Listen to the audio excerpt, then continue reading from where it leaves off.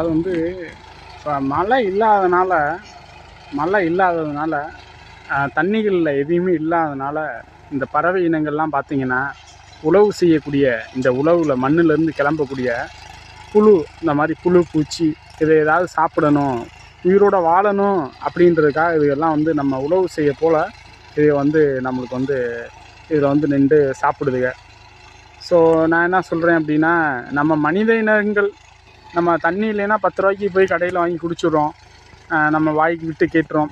5 அறிவு உள்ள ஜீவன்கள் எங்கே போகும்?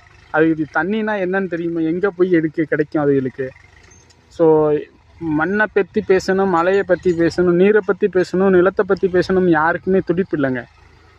இப்போ நம்ம மட்டும் தண்ணி தவிச்சா 5, 6 அறிவு உள்ள ஜீவன் கடையில் போய் வாங்கி குடிச்சிருமே. இந்த பறவை இனங்கள்லாம் எங்கே போகும்? இதுகளுக்காக என்ன செய்யலாம் அப்படிங்கிறத ஒரு சுற்றுச்சூழலையும் உணவுச் சங்கிலியும் பாதுகாக்கிறதுக்காக ஒரு அரசாணையும் எந்த ஒரு அரசும் நடவடிக்கை இதுவரையும் எடுக்கலை. பல பறவைகள் சரணாலயம் இருந்துமே தண்ணிகள் இல்லாமல் பல பறவைகள் ரொம்ப கடுமையாக பாதிக்கப்பட்டு இருக்கிறது. இது மாதிரி எதுவும் வந்துடாமல் நான் வந்து உங்களை விவசாயம் பண்ணி இந்த மாதிரிலாம் பண்ணுங்கன்னு சொல்லலை.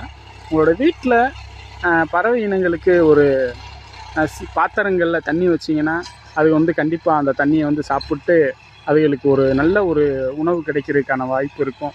ஸோ அனைவருமே இந்த செயலை செய்யணும் அப்படின்றது தான் என்னோடய ஆசை. நன்றி, வணக்கம். அது வந்து இப்போ மழை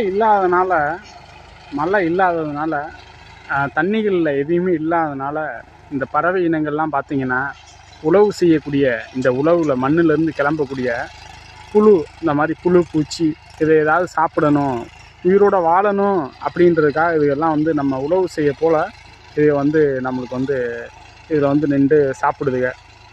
ஸோ நான் என்ன சொல்கிறேன் அப்படின்னா, நம்ம மனித இனங்கள் நம்ம தண்ணி இல்லைன்னா 10 ரூபாய்க்கு போய் கடையில் வாங்கி குடிச்சிடுறோம். நம்ம வாய்க்கு விட்டு கேட்டுறோம். 5 அறிவு உள்ள ஜீவன்கள் எங்கே போகும்? அதுக்கு தண்ணினா என்னன்னு தெரியுமா? எங்கே போய் கிடைக்கும் அதுகளுக்கு? ஸோ மண்ணை பற்றி பேசணும், மலையை பற்றி பேசணும், நீரை பற்றி பேசணும், நிலத்தை பற்றி பேசணும், யாருக்குமே துடிப்பு இல்லைங்க. இப்போ நம்ம மட்டும் தண்ணி தவிச்சா 5, 6 அறிவு உள்ள ஜீவன் கடையில் போய் வாங்கி குடிச்சிருமே. இந்த பறவை இனங்கள்லாம் எங்கே போகும்? இதுகளுக்காக என்ன செய்யலாம் அப்படிங்கிறத ஒரு சுற்றுச்சூழலையும் உணவுச் சங்கிலியும் பாதுகாக்கிறதுக்காக ஒரு அரசாணையும் எந்த ஒரு அரசும் நடவடிக்கை இதுவரையும் எடுக்கலை. பல பறவைகள் சரணாலயம் இருந்துமே தண்ணிகள் இல்லாமல் பல பறவைகள் ரொம்ப கடுமையாக பாதிக்கப்பட்டு இருக்கிறது. இது மாதிரி எதுவும் வந்துடாமல் நான் வந்து உங்களை விவசாயம் பண்ணி இந்த மாதிரிலாம் பண்ணுங்கன்னு சொல்லலை. உங்களோட வீட்டில் பறவை இனங்களுக்கு ஒரு பாத்திரங்களில் தண்ணி வச்சிங்கன்னா அது வந்து கண்டிப்பாக அந்த தண்ணியை வந்து சாப்பிட்டு அதுகளுக்கு ஒரு நல்ல ஒரு